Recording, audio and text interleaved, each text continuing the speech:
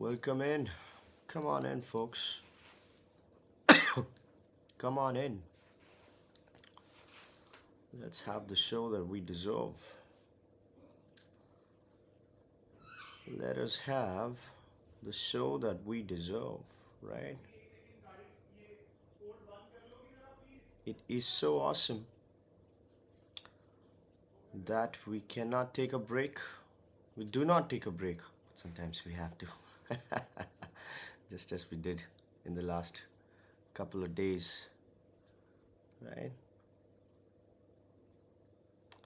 But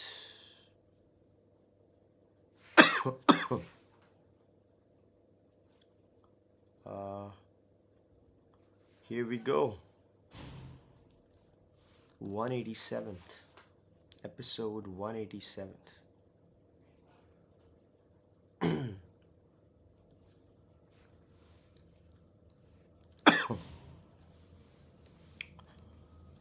Episode 187th, Thinker's Frequency. Live now. Sent a message on WhatsApp. People have should be seeing me live on YouTube, live on LinkedIn, and I'm written. So let's go. Good morning. I am live after a long time, says Mr. Tushar Tiwari. Good morning, Mr. Tiwari. Where were you? It has been a long time indeed. Where were you? Where did you go? Huh? I was indeed looking forward to you. So glad to see you again. For the last 2 days, we couldn't come online. And I had an epiphany, you know. My epiphany was that it feels good to wake up at night, man. It feels good to sleep late sometimes. So I am a night owl. I have always been a night owl, right? But I couldn't be a night owl ever since I started Thinker's Frequency. And that's like more than 6 months now. And I was like, shit, man. I mean, it feels good to wake up late. Vietnam French trip. Ah, beautiful. Glad it was not Thailand. I guess you can hear me. So let us begin. Huh? Let us begin. The show that we deserve. The show that we deserve. Bum bum bum. Bum bum bum bum bum. Bum bum bum bum bum bum. Bum bum bum bum bum. Bum bum bum bum bum. Bum bum bum bum. Good morning, everybody. Welcome to Thinker's Frequency. We're having such a good time. This is the peak of human civilization. We are working so hard, doing such good work for ourselves, our parents, our kids, our siblings, our husbands, our wives, our friends, everybody. Well, not other people's husbands and wives, I hope. And just when we thought things couldn't get any better, like they couldn't possibly get any better, well, they just did. Call it divine intervention, folks, but things just got a whole lot better. Now we have Thinker's Frequency, our daily mental workout, our daily dose of insights and analysis which don't lead to paralysis right before we punch in. So let's continue with our journey of reading between the lines, things that are especially interesting and important in the world of business and finance. Let's go. Oh, but before we go, you got to follow tradition, right? You know the tradition. You know the sweet and sacred tradition of the simultaneous sip. We'll all sip something together and it'll bring us good luck, as it always does, without fail. And all you need for the simultaneous sip is a cup or mug, a glass, a tank, a chalice, a stein, a canteen jug, a flask, or a vessel of any kind. Pour it with your favorite liquid. I like some hot water with black pepper in it. And here we go. Ah, my God. So beautiful. Let's do it again. Lovely. Great job on the sip, guys. I could feel the synchronicity. It was awesome. Good morning, says Mr. Peeyush Sethi. Good morning. You're looking great, Nishant. Thank you so much, Mr. Kumar. I need to look good, man. It's the pollution really screwed me up. So ever since I went for that family trip with Rishikesh, you know, and then I came back to Delhi, my throat has been off, but glad we're back. So we took a 2 day break, Saturday, Sunday, right? A lot of things happened in those 2 days, man. Did you notice? A lot of things happened. A lot of things happened. So where do we begin? Okay, let's begin with a bit of India's macro, right? So RBI chose to cut the rates by 25 BPS basis points, right? That's 0.25% rate cut happened. So if you remember, we were of the view, I was of the view that RBI could take a rest on this particular play and might not go for a rate cut because it might just be rocking the boat a little. The whole banking thing has just stabilized and so on and so forth. Those were the rationales.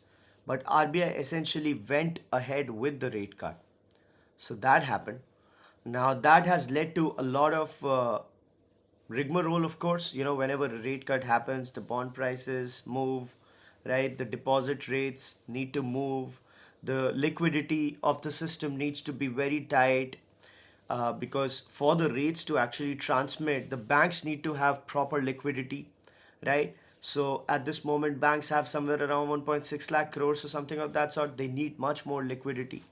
So RBI will need to have to fix that, right? The deposit rates cannot go lower.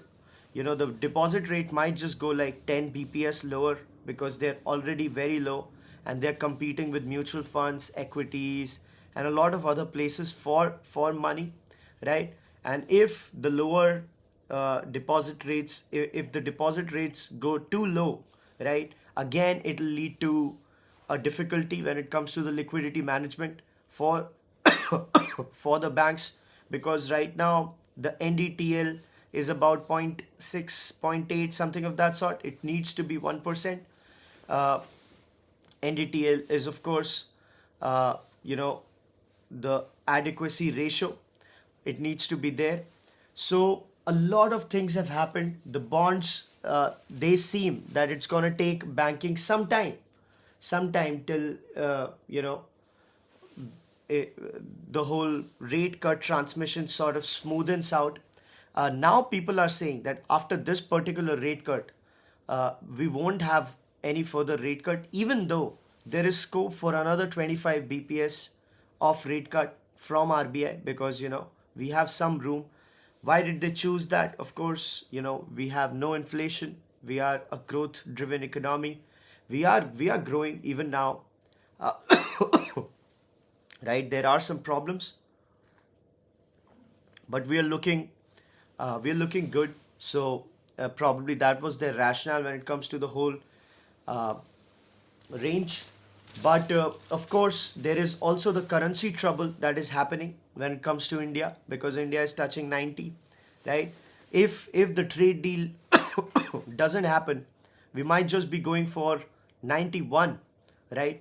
If the trade deal sort of materializes, we might just go back to 87, 88, because that's what we're looking at. So short-term debt funds might just be okay, right? With most RBI rate cuts already gone, fund managers see limited upside for bond prices now. So the bond prices sort of have peaked now because nobody expects the rate cuts to further happen, right? So limited upside for bond prices means debt funds looking favorable. Mr. Sumanth Kumar says, as Indian households participate in financialization, how do banks make money if people move to equity markets from real estate and gold, FDs? Any thoughts on this? If the US Fed continues to cut rate, can RBI remain decoupled from it for long? Asks Mr. Tushar Tiwari. So two questions. First, let's address Mr. Sumanth Kumar's question. As Indian households participate in financialization, how do banks make money if people move to equity markets from real estate, gold, and FDs? Any thoughts on this? So, okay. So, people are moving away from FDs, sure, but people are not moving away from gold. People are not moving away from gold. In fact, a lot of gold is moving towards gold loans because the rising gold prices have led to more gold loans, and that becoming a very, very healthy asset for lending, right? So that is not really a move away from the banking play. Equity markets, while taking a lot of money, are not really taking a lot of money away from real estate, because real estate, even though housing loan is still a bit of an issue, you're right when you say that the growth when it comes to the housing loan is not really, you know, let's say blockbusterish, but it is still not really falling apart because the housing market in general is really booming, really booming. So when we look at these terms, right, we expect real big changes, but these things happen very in a fringe kind of a way. So let's say if the bond markets get shaken, or the loan markets get shaken, or the FD markets get shaken, you would expect FDs to really fall apart with the equity participation, but it doesn't happen like that. It's like a few percentage points which moves the needle, but not to the extent we would imagine. So that is something that we need to look at. And banks still have a lot of, so let's say if you look at a bank loan book, one is of course retail participation, but retail participation is not the only source of the bank's earnings, right? There is also the corporate loan book, which is equally important, if not more. I guess it's more important. I'll have to check the share, right? Because these people are like the majority of the loan book, right? The corporate loan book, and that is not going away because these people are, India Inc. is doing very well. So the healthy loan book when it comes to that.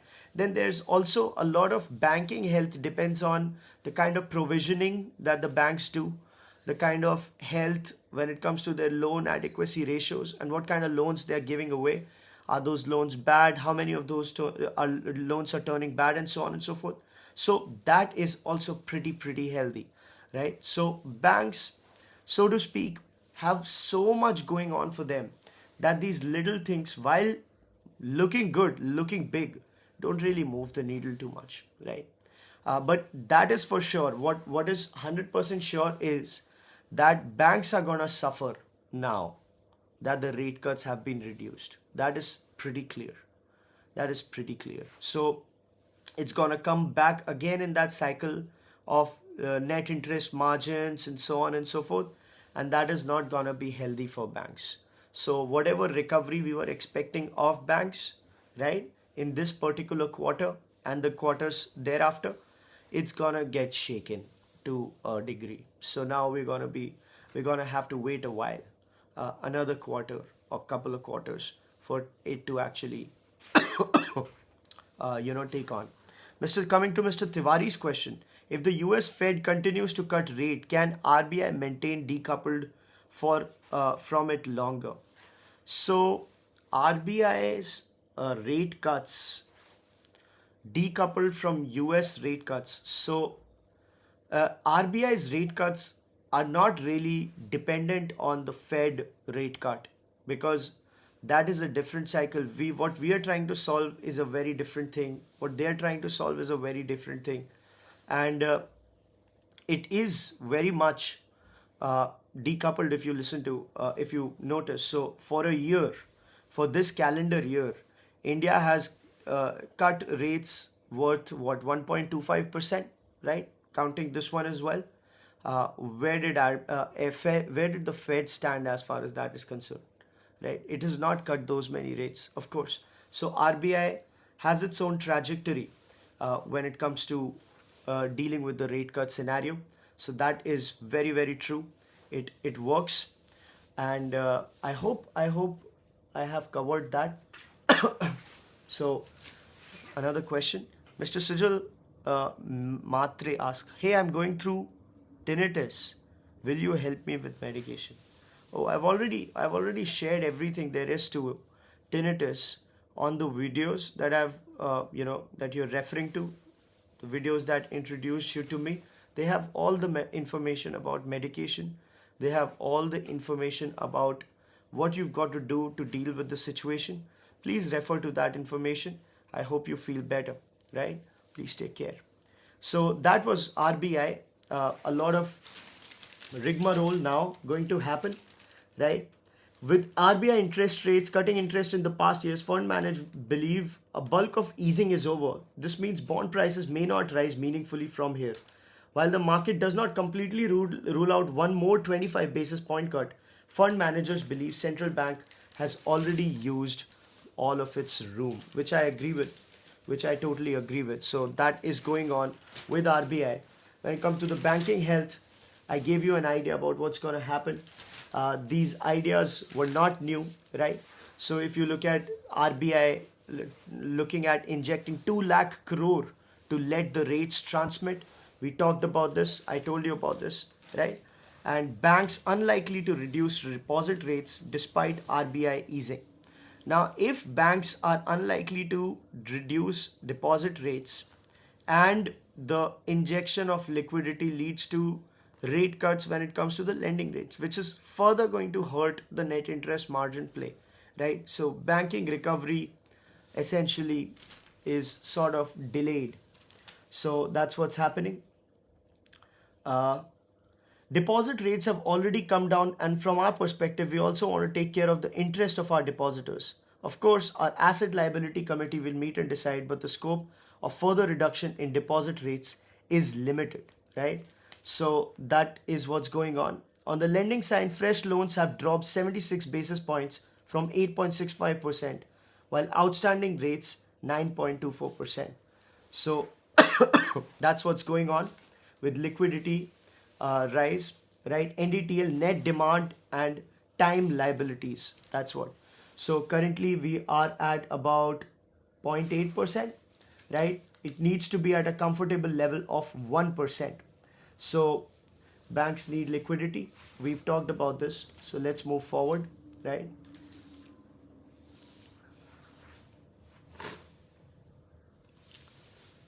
Mr. Manjunath Madhabal writes, I would just like to know how many of you believe that our inflation is 2% as per government. The thing about money economy is they come and bite you if you lie to money.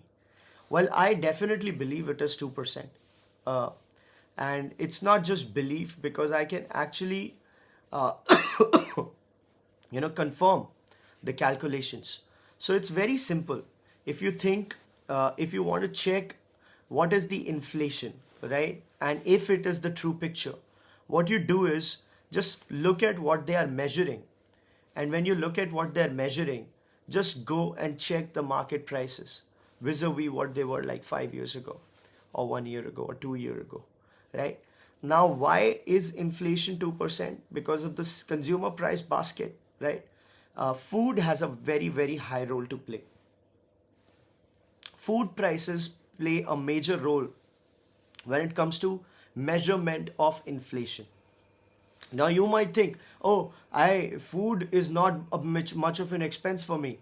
My expense is education. My expense is that home loan. My expense is fuel and the car that I have, or so on and so forth, right? Now you might have different expenses, right? But you are not the economy. You are not the aggregate. You are somebody who's watching Thinkers Frequency, having these complicated discussions about the economy, speaking in English and so on and so forth. You are a very small percentage of the whole thing, right?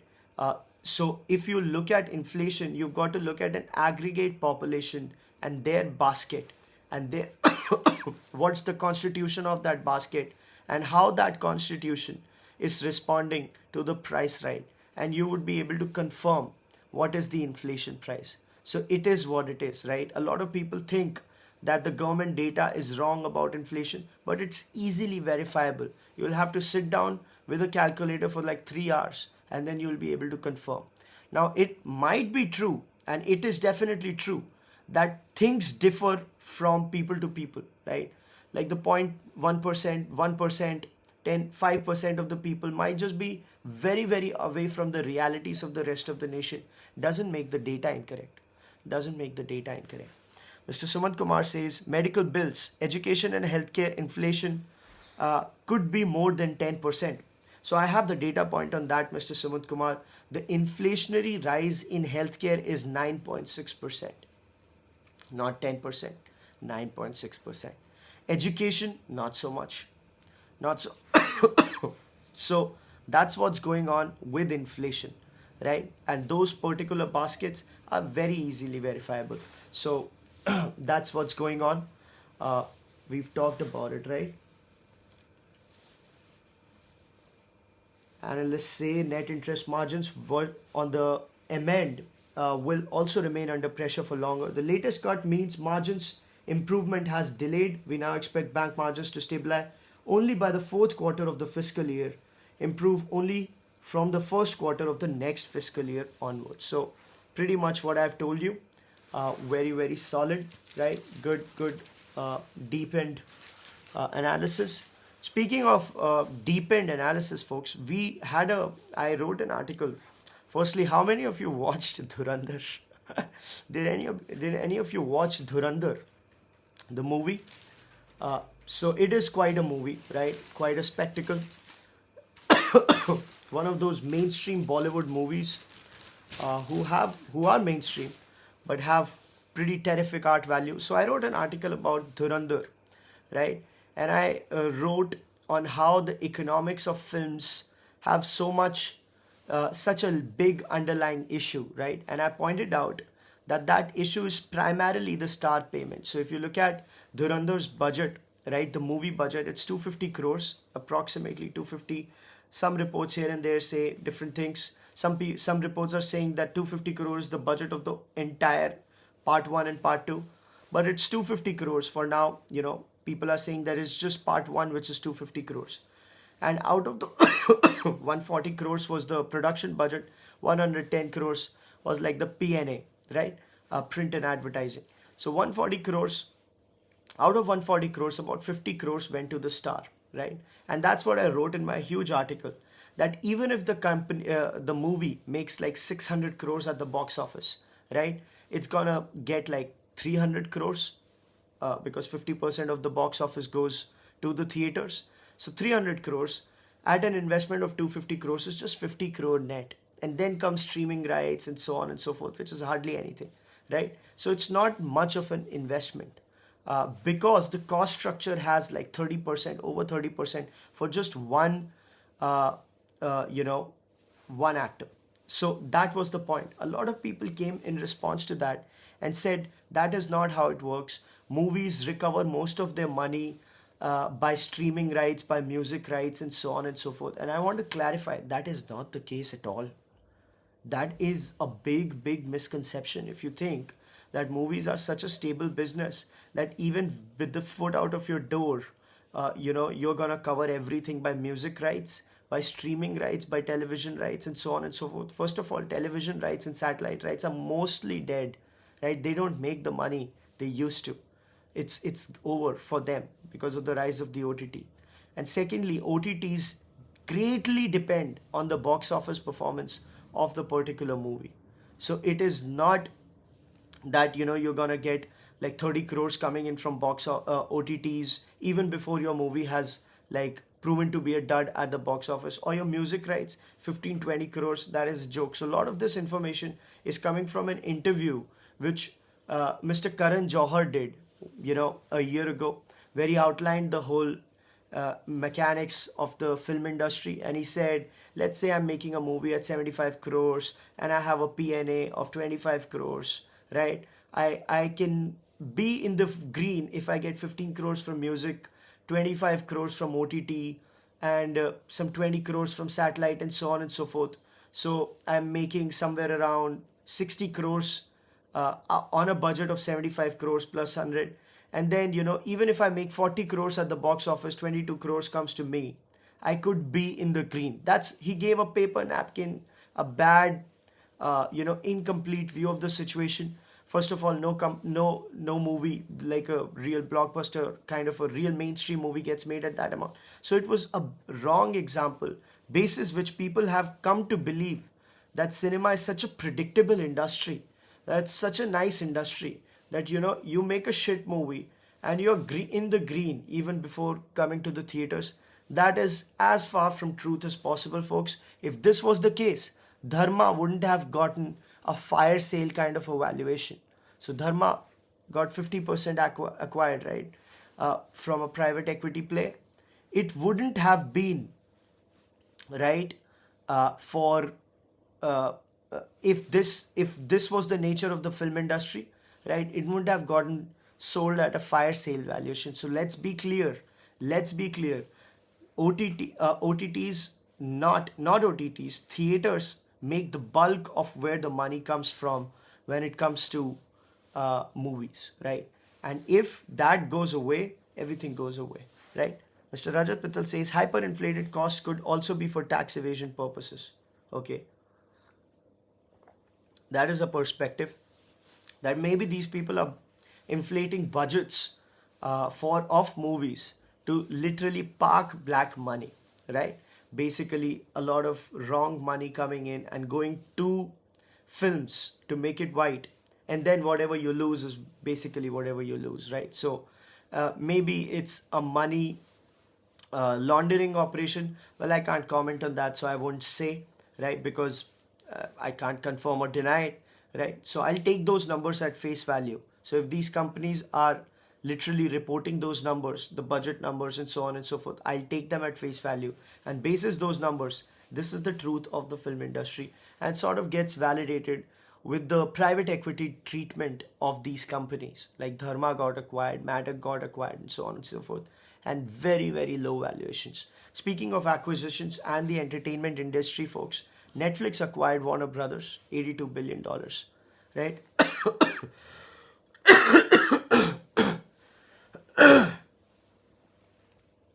One second, folks. So, $82 billion, Warner Brothers gets acquired by Netflix. Netflix really stole the deal under the nose of Mr. David Ellison, Mr. Larry Ellison's son. If you remember, this is an ongoing story. Paramount was looking at Warner Brothers, right? And it wanted just the streaming play, the catalog, not the TV play, and so on and so forth, right? That was the kind of deal that those people were trying to cut. Netflix came out of nowhere and really knocked their socks off, right? $82 billion. One of the things that Netflix did, which stole the deal, was not just the price, it was also the $5.8 billion breakup fee. So how Netflix structured this particular investment or in this buyout is that it assured the shareholders of Warner Brothers Discovery that they're gonna get paid. So they're in safe hands, which essentially sealed the deal. So Netflix taking over the century-old Warner Brothers catalog. Now everything comes to Netflix. That is huge. That's one of the biggest things that could have happened. Very sad as well, because they're gonna cut short the theatrical timelines. Right, it's all gonna be on streaming. With that, everything is gonna get changed. Right, the whole AI thing. A lot of things could happen. The tech business essentially taking over. It is very, very weird, but it is what it is. Mr. Martin Scorsese quote was viral on the internet, and he said, well, the industry is over. Well, the industry is over, said Mr. Martin Scorsese. But it is not it's not a new quote, right? It's basically from 2023, and that quote got viral as Warner Brothers got acquired by Netflix. So that is pretty interesting in every way, right? So that's what's happening with the world of cinema. Very, very weird stuff. A lot of misconceptions that people have. I hope some of them got cleared. right? Let's come to the whole DGCA fiasco, the Indigo DGCA fiasco. A lot of people blamed solely the DGCA for this lapse, despite Indian government having informed the private airlines about pilot rest norms for a year and a half ago, more than a year ago, right? It was on cards, yet it wasn't applied. So a lot of people are essentially blaming DGCA, but now the news has come out, and the perception is shifting that it's also Indigo which is to be blamed, which was my reading of the situation, right? That these people essentially took them for a ride because they could, right? They have over 65%, 70% share, and they were booking tickets while everything was going on. The refund thing was a problem. They essentially arm twisted the government into changing norms, which is gonna, they just bought time, right? 3 months. But despite everything being very clear, they didn't move, right? And a lot of fire is on the minister, who's basically Mr. Naidu, he's called, right? What is his name? Ram Mohan Naidu. Ram Mohan Naidu, 37-year-old young minister. He is facing a lot of fire because ever since he came as the chief of this particular play, right, it's just going down, right? A lot of things happen, right? The airport terminal roof fell off. There was a tech failure. The Air India crash. Now this. So this person is said to be a very nice, soft-hearted person who is hugely dependent on the bureaucrats, the babus. That is the kind of reading of the industry experts on him, right? So despite these norms being implemented, right, the enforcement of those norms wasn't taken care of by the DGCA, the babus and everybody, which is obviously on them, right? But this is sort of a very complicated situation. How does one enforce, right? One way to enforce such a thing is to be very hard, embarrass the airline in public, penalize it, giving a dressing down, right? Make sure that your hands are clean. The other way is to be courteous, respectful, remind them, give them circulars and so on and so forth, which apparently these people did. So these people did, House panel warned against bypassing rules. The House panel warned against bypassing rules, but those warnings, everything were sort of not paid heed to by Indigo because it's such a market leader. So it's like an antitrust kind of a situation that has come out on Indigo. Let's see how the government takes care of this, right? For now, air travel is a mess, right? Did anybody get stuck during this while because of Indigo fiasco? If you did, I'm sorry to hear your situation. I hope you're feeling better. A lot of people, my friends, right, they got stuck for hours and hours, and it was literally like a railway station, the whole airport play. One of my friends is a musician, so he started uploading his videos of him entertaining the crowd. So he had a guitar, and he started playing that guitar, right? And there's this whole crowd. So he got a crowd he never did because of the whole. Mr. Tushar Tiwari says, I was at the airport for more than a day. Holy shit. I'm so sorry, Mr. Tiwari. I am so sorry to hear your situation. Right, glad you're back. Right? So let's see. These people have forced Indigo to offer refunds quickly, right? The pilot norms, they say more pilots will get added in the next 3 months. The pilot adequacy ratios were not maintained despite continuous warnings, and now that is gonna change. So that's gonna happen. Let's see how the situation unfolds. How do you think this situation is gonna unfold, right? Mr. Abhishek Sharma says, one interesting thing, Indigo share prices only got hit 8 to 10%. Only 8 to 10% is not a joke, Mr. Sharma. But yeah, so these people, a lot of people analyzed and they sort of want Indigo penalized for. That's why I said, right, it's an antitrust situation. They said that Indigo essentially did this because it could, because it knew it had so much of leverage in the Indian airline market, that whatever dents come on its reputation, nobody will be able to take their place, right? And people will be back to flying Indigo uh, after everything settles, because the company has maintained a very long streak of very solid reputation of reliability, right? Which no other airline has been able to do. So even if everything goes bad for a while, people will be blaming the regulators, not the airline, because they trust the airline more than the regulators, which is a fair reading of the situation, right? People definitely trust Indigo more than Babu's, and they should, and that sort of works a bit in the Indigo's favor. In this scenario, it should have been more. No, it will fall more. So let's see how the government essentially plays this out. I think no good news for Indigo, at least in the near future, as things unfold. It's gonna take some time for them to recover from this. So that's what's going on with the whole Indigo fiasco, folks. An ongoing story is the USDT play. So this is an ongoing story.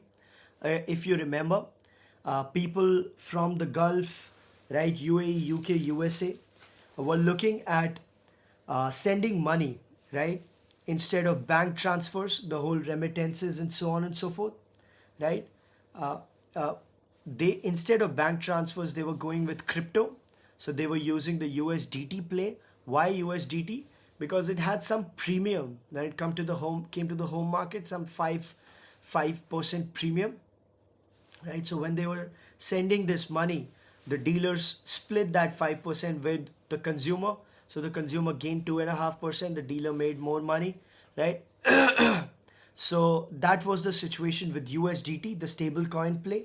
Now that particular arbitrage has waned, and as that arbitrage has waned,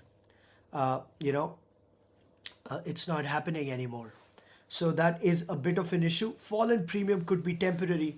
Some money dealers stuck with funds, remittances get delayed. So stablecoin proxy to USD was giving extra money as it transferred to India, the Rupee form, because there was a 5% premium to the whole situation. USDT, a proxy to the dollar, typically trades at a 5% premium in India over the USD INR exchange, right?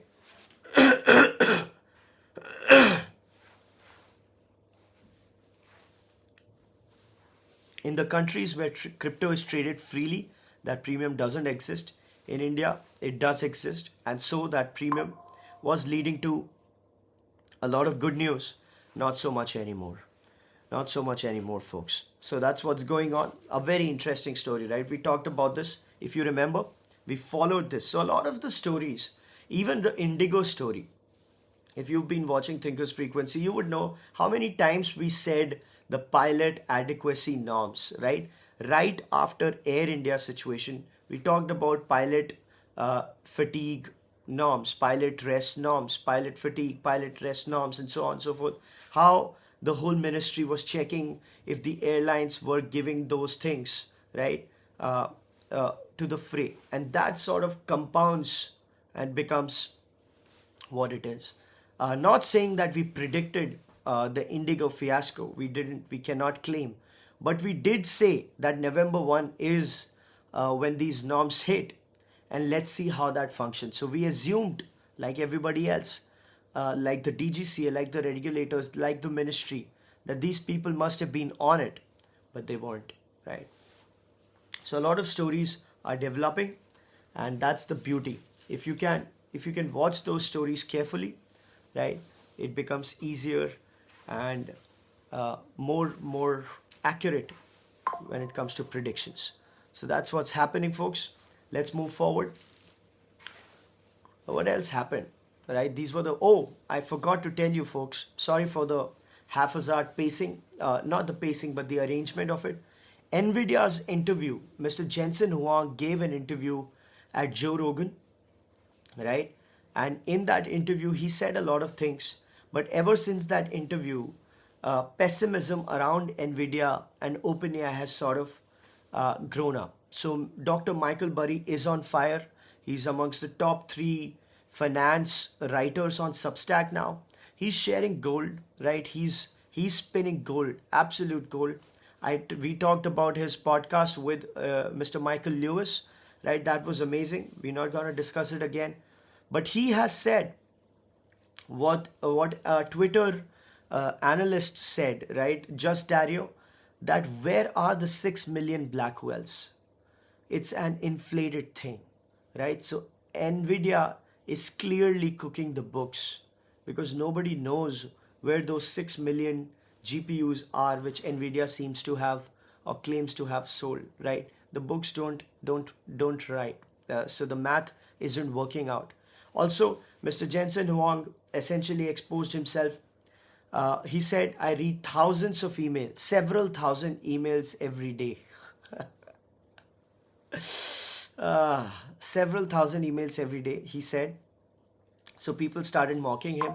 People started doing the math, right? Let's say if he sleeps for 6 hours and he just reads emails 18 hours a day, let's say several is more than 2, right?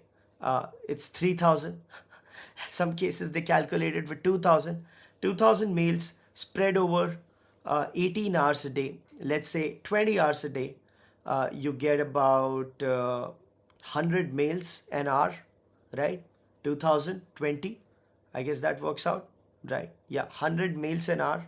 100 mails an hour is roughly somewhere around 1.25 mails per minute. That is, if he only reads emails for 20 hours a day. So people were very, very, brutal to his claims of the whole workaholic claim. So, this is how people expose themselves. I wrote an article about this, that in the age of social networking, it has become very difficult for business magnates and industrialists to project the aura of an ultra intellectual, right? Because now they get scrutinized. Earlier, not so much, right? The interview would have been brushed aside, right? It could have been covered up and so on and so forth. But now it's all real time. Very smart people, right, are there to literally tear you apart, right? And that's another example of that. So very interestingly, I just wrote an article about it a few days ago, and now this happened. Mr. Jensen Huang, right? Moving on, folks. Grow can now offer listed corporate bonds. Grow has come in the online bond platform provider, got the license from SEBI, right? Very interesting stuff. Grow is really kicking it. Grow. Now you're going to see more news when it comes to Grow. You know why? Can you guess why? Now you're going to see more and more public news. Good news, positive news being spun out of Grow, around Grow. Can you guess why? It's a very easy question though, but still, just to see if you're awake.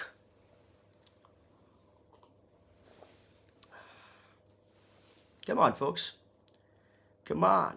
That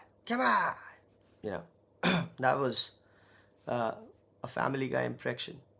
Bull market, says Mr. Sumanth Kumar. No, because Grow is public. So now everything Grow does, listed company, says Mr. Ashutosh Bandekar, correct.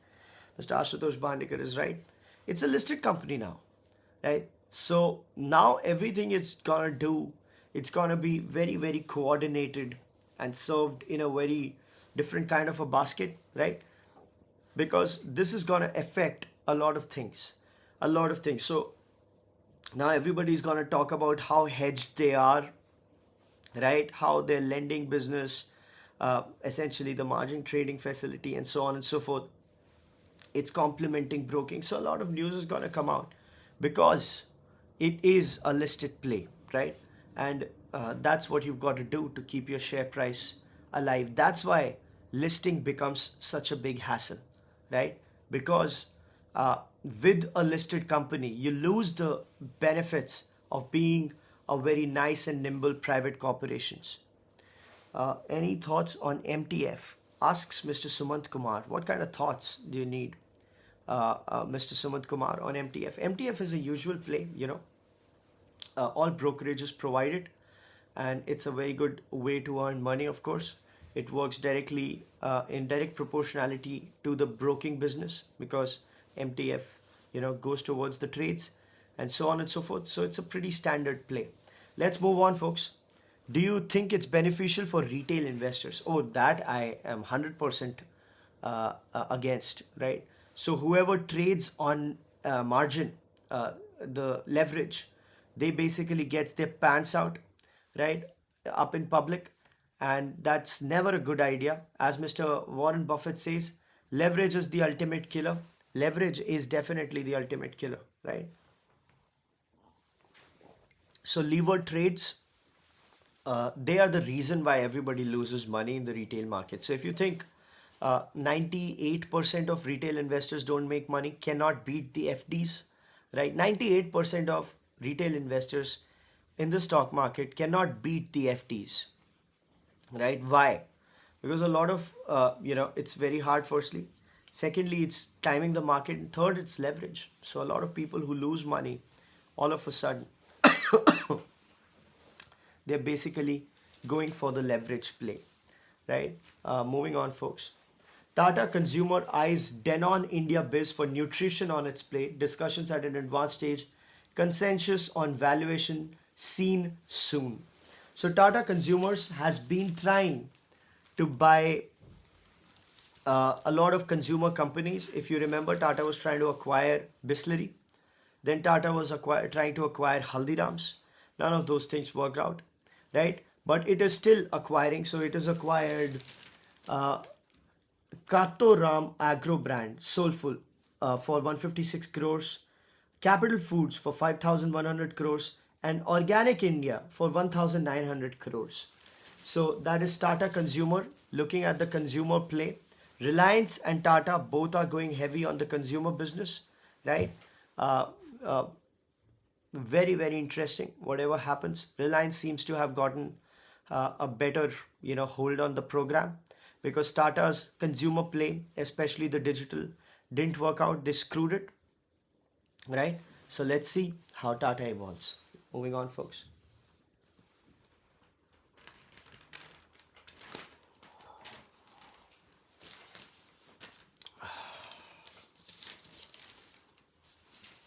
How many of you are in Delhi, folks? Are you feeling what I'm feeling when it comes to the air quality? Has it done to your throat what it has done to mine when it comes to the air quality?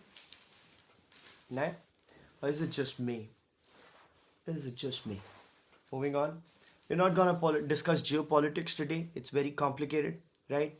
And it is, the beauty is, right, because despite so many happenings happening in the world of geopolitics, it is just the same.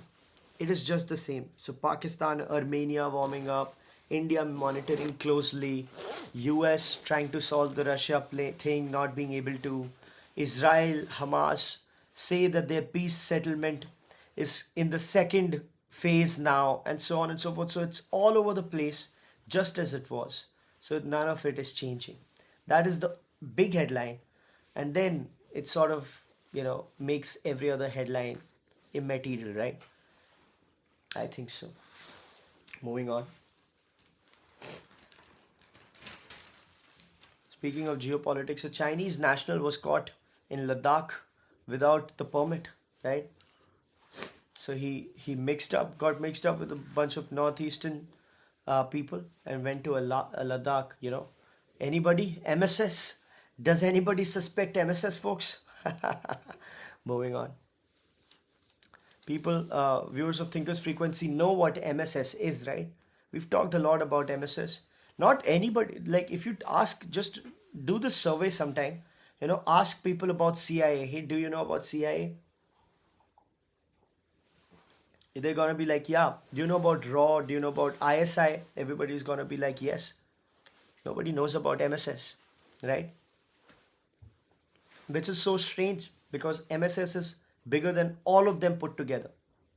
Like all of them put together. $20 billion budget. CIA $17.5 billion. Adjusting for PPP, it's more than double CIA's budget, right? It has more number of people. It has better tech. It has everything to fear, to talk about, but nobody talks about it, right? And why do you think nobody talks about? Why do you think MSS, nobody talks about MSS enough, right? Despite MSS being such a clear and strong adversary of the country, why are we always fixated on ISI, on CIA, and so on and so forth? Is it because MSS is doing a great job in protecting its clandestine nature? Or is it that the pop culture is yet to catch up on the relevance of MSS? So it's not that anybody studies intelligence agencies, right? Nobody does. We learn about the intelligence agencies because of the pop culture, the cinema, so on and so forth. Why do you think? Just two options. Is it that MSS is too good in its job? Nobody knows about it. Nobody cares. Or is it that the pop culture is yet to warm up to the troubles of MSS? Or the third option, is anybody scared to point out because nobody wants to upset China, right? Very, very pertinent questions. Not anybody thinks about it. I wonder why. Moving on, folks. Nifty likely clears range, dip still buys 2 and 3, says Mr. Ashutosh Bhandekar. It's pop culture, and then nobody wants to upset China. Okay. Yeah, definitely. Moving on, folks. So even the US Hollywood guys never talk about MSS, right? Because they want their movies to sell in China.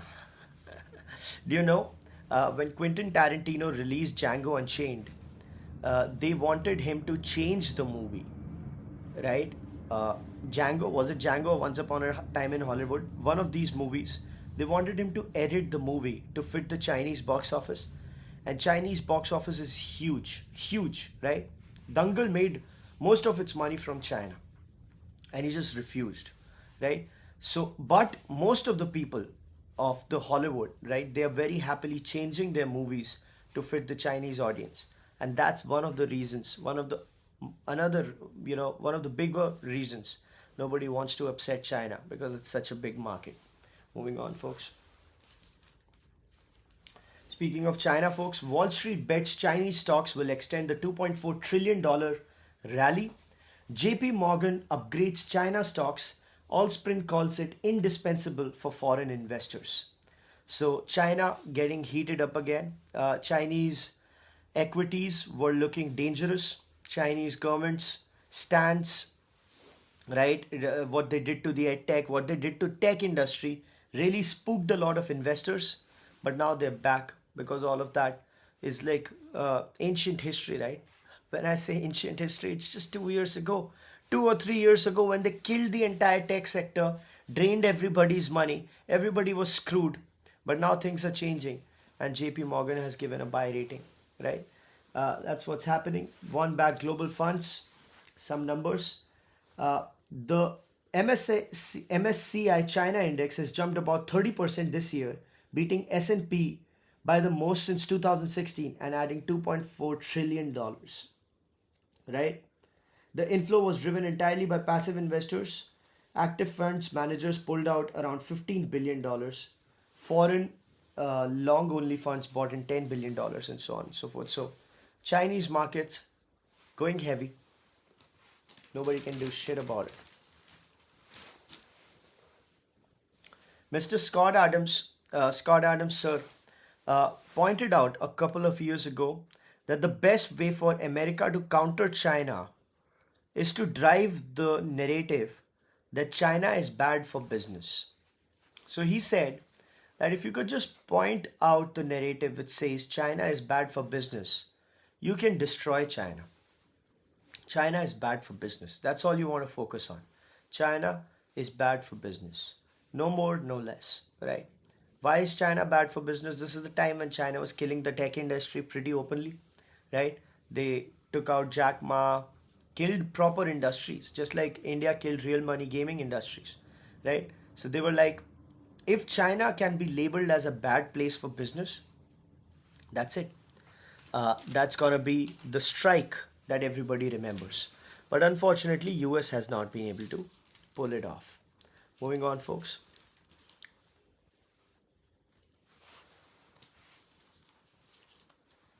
We've already talked about Rupee may slide beyond 90 if US trade deal not sealed by March. Well, no surprise there.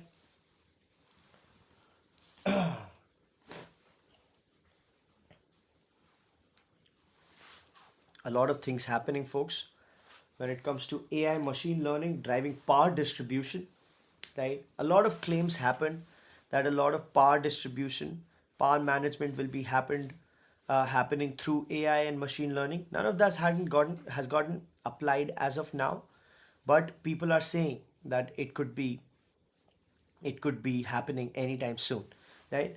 So one of those things that are always in progress, but never really there. Moving on, folks. EQT was bearing private equity. They are Cytius exit. Cytius Tech, the IT services play, they're exiting a $1 billion position. PE major looking to offload its entire 40% stake amid growth uptick at a valuation of around $2.4 billion. So a lot of private equity action happening in the IT play, mostly in the outward direction, right? Let's see what happens. So people are saying that IT is out of danger. IT is basically returning money. It's coming back. The quarterly numbers are looking good, right? The deal closures year on year, not so much, but quarter on quarter they've recovered. But they're looking at a very negative base of previous quarters and then saying that these people have recovered because there is an uptick. Overall, the macro hangs remain, but in the near term, it looks like because AI hasn't proved to be as lethal as people said it would be, IT companies seem to be in a favorable situation. I mean, it's not as bad as before. How do you think about that, folks? Did you see it coming? Did you see it coming? That the whole AI play is going to be such a dud, that IT guys are going to have themselves a breather? Did you see it? What do you think about that? That the AI automation play, right, is going to be such a dud that IT companies are like, hey, this is all bullshit. Sugarcoating, says Mr. Ashutosh Bhandekar. Well, it is not sugarcoating, Mr. Bhandekar. Right? Microsoft recently reduced its sales targets for the AI agent play. Right? Why did they reduce the sales targets for the AI agent play? Because they were not selling. So that's what's happening. Very interesting times.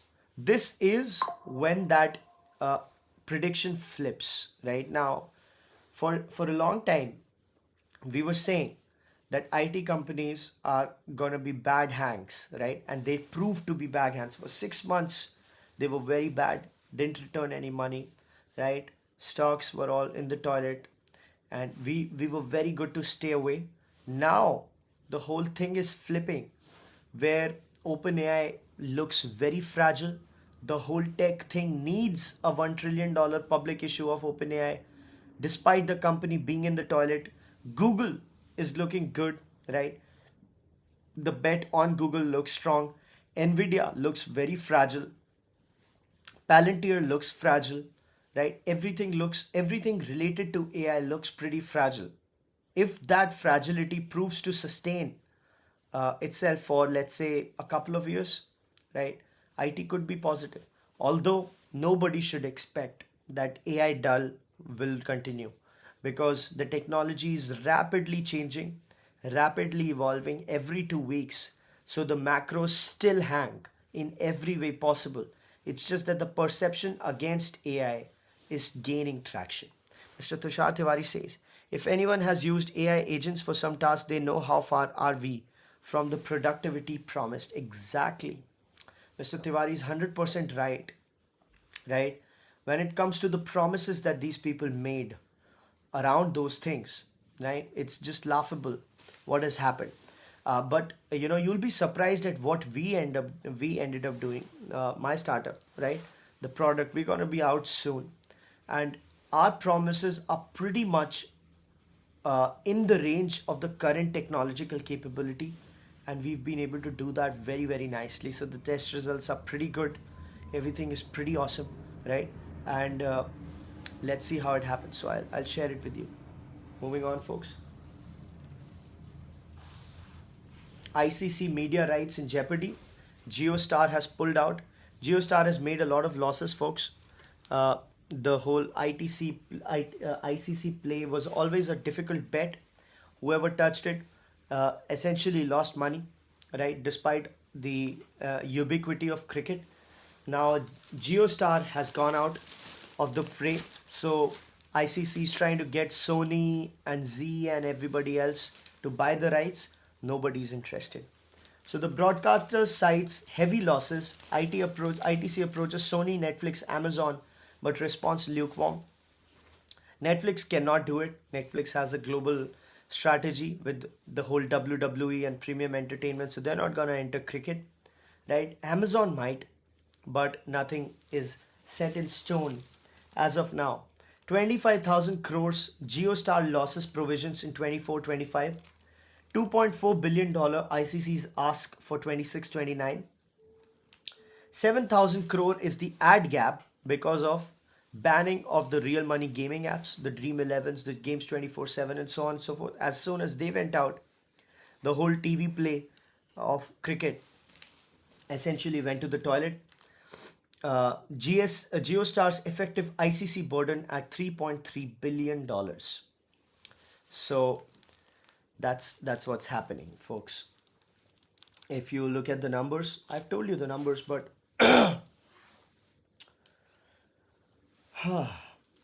they're moving out.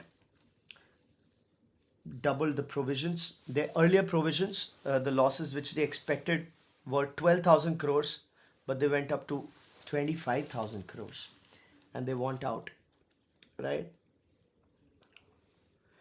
Before them, Star India, before its merger with Viacom, reported a standalone loss of 12,000 crores for a year ended 2024, driven largely by 12,000 crore provision for onerous contract linked to ICC media rights. So something will have to change. Despite ICC making a lot of money, right? The media guys, they are only getting screwed time and again for years together. These people are bringing down companies with them, right? So let's see how that changes. Moving on, folks. So it's not like real money gaming is the reason for this demise. Even when they existed, it was still a problem, but now that has exacerbated. Moving on, we've already talked about Indigo, right? Reckitt Benckiser, the Dettol guys, they're looking at 10 million stores, right? India unit center of excellence for Reckitt, says the chief. Likely net revenue growth at 15.5% September quarter. India and China are doing very well. FMCG, neighborhood stores 85%, quick commerce, e-commerce 15%. E-commerce went up from 1% to 7%, and then it went to 10%. Quick commerce has enabled it to go about 15%. So Reckitt Benckiser, the Dettol guys, they're very happy with what's happening in India, right? Let's see how that pans out. Infrastructure, especially the border infrastructure, you know what's happening because of it? Companies like BEML, Bharat Earth Movers Limited, right, and JCB, they are gaining an order book. So they are very happy because a lot of infrastructure is being made around borders. So JCBs, the whole extractors and so on and so forth, those machines are getting a lot of orders. Bharat Earth Movers are doing good. Let me check the BEML stock, guys. It's related to defense, so it should be doing railway transportation company. Let me check its stock. not doing well. 6 months, not doing well. 1 year, not doing well. 5 years, 342% up. Manufactures variety of heavy equipments used for earth moving, railways, transport, mining. Country's maritime manufacturing sector related to it. Despite orders, the stock is not doing well. I wonder why. Is it an opportunity? Is it an opportunity, folks? Let's find out. Right? Luxury housing sees demand and supply surge beyond metros. Broader luxury market is projected to grow 103 billion by 2030. CAGR of 35%. 35%. God damn it. 35% is huge, man. Wow. Holy shit. It was $17 billion in 2024 and it's gonna be 133 billion in 2030, right? So tier 1 cities, LPI has moderated 2.32, luxury price index from 2.27, indicating mainstream prices have risen steadily, narrowing the premium gap. So that's awesome. If some numbers here, the depth of premium housing across multiple cities is amazing. Mumbai, 9.6 crores, Gurgaon 5.4 crores, Bangalore 3 crores, Hyderabad 2.2 crores, Chennai 2 crores, Pune 1.9 crores, Kolkata 1.5 crores. That is the cost of premium housing. Mumbai 10 crores, Bangalore 3 crores. Isn't that amazing? Is that why people are all gung-ho over Bangalore? Yeah, maybe. But it definitely is an opportunity to invest, right? Definitely an opportunity to invest somewhere. Where, I'm not sure. But real estate, definitely not a bad play. Not a bad play. Speaking of bad folks, China and Japan are going to fight, it seems. Anyway, with this we come to the end of the 187th episode of Thinker's Frequency. Our daily mental workout, our daily dose of insights and analysis which don't lead to paralysis right before we punch in. I hope you had fun. I hope this added a lot of value to you. Definitely added a lot of value to me. Folks, this is the final day. You've got to make contributions. We are short on the money necessary to keep the intern on roll. $7,500.